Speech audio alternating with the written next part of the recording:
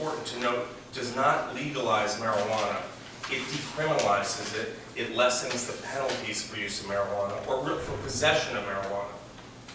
The bill that will be presented to the committee, which differs a bit from the bill that was filed, in fact it differs significantly, all it does is it lessens the penalty for possession of marijuana from a criminal offense to a civil penalty of $100.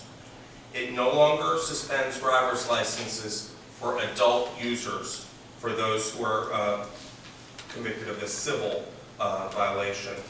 And we know in America and here in Virginia that criminalization of marijuana is a failure. Virginia has higher usage rates, or I should say Nebraska and Mississippi have higher usage rates than Virginia, both of which have decriminalized marijuana. 19 states, as Mr. McCann said, have decriminalized marijuana. And prohibition has not only been a failure in Virginia, it has been harmful in Virginia. It makes criminals out of regular, nonviolent citizens. It financially burdens our Commonwealth to the tune of $67 million a year in law enforcement costs. We are not good stewards of taxpayer dollars when we arrest and prosecute nonviolent Virginians for possessing marijuana. And it's a civil rights disaster. You'll hear more about that in a bit, but there's a tremendous racial disparity in the enforcement of marijuana laws. And it's my view that we cannot continue to hide behind fear of a plant in our criminal code. Criminal prosecution has been an ineffective deterrent to otherwise law-abiding citizens. And as was noted, there was a 1979 report that was issued by the General Assembly Joint Courts Committee, a special committee.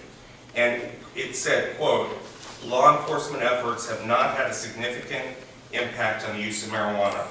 And now it's been 35 years later, and law enforcement has still not impacted those usage rates. In 2012, Virginia police arrested 23,663 Virginians for marijuana crimes. Nearly 90% of those were for possession. And 5 different federal commissions have all concluded that there is nothing about marijuana that justifies treating its users as criminals.